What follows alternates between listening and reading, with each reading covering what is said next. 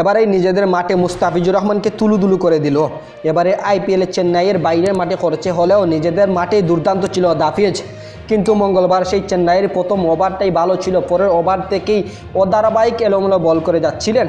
পঞ্চম ওভারে আক্রমণে আনা হলো মুস্তাফিজুর রহমানকে, প্রথম ডেলিভারিতেই স্টাম্পের বাইরে যাওয়ায় নো বল তো দেওয়া হলো, একটু জায়গায় বানিয়ে সেই শটটাই খেললেন রাহুল, কিন্তু সেই শটটাই হলো 4। মুস্তাফিজুরের ভুল শুধরে দেওয়ায় ততক্ষণে দা বাউন্ডারির রাইটে চলে আসেন, অ্যাঙ্গেলটাই আটকে দিলেন এবং ফলো অফ দ্রুত ফল পেয়ে গেলেন। টানা এই প্রথম 2 বল করেন, পরের বলটাই আউট হয়ে গেল রাহুল।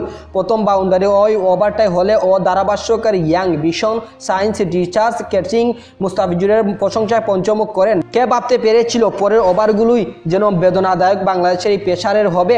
শেষ ওভারে বিধ্বংসী লক্ষণীয় সুপার জায়ান্টসকে জয় স্মরণীয় এনে দেয় মার্ক সিয়াস্টাইন।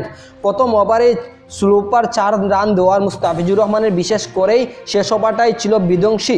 শেষ ওভারে চেন্নাই সুপার কিংসের বিধ্বংসের মূল ভরসায় ছিলেন তিনি, কিন্তু তিনি এই লক্ষণীয় প্রয়োজন মেটাতে পারেননি। 47 তখন ছিল, ততক্ষণে 18তম ওভার চলছিল। শেষ ওভারে প্রয়োজন ছিল 17 রান। স্টার্টিং খেলা শেষ করে দেন বাকি 3 বল রেখতেই। এটি একটি নো বল সহ 3 বলে 19 রান নিয়ে নেন মুস্তাফিজুর রহমানকে পিটিয়ে। চেন্নাইয়ের জিন্দা স্টেডিয়ামে চলতি মৌসুমে 4 ম্যাচেই এই 30 রানের বেশি মুস্তাফিজুর রহমান দিয়েছেন।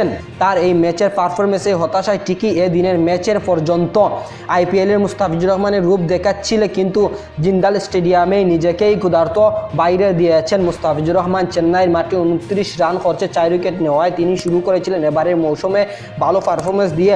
একই মাঠে পরের ম্যাচে প্রাপ্তি 30 রান। পরের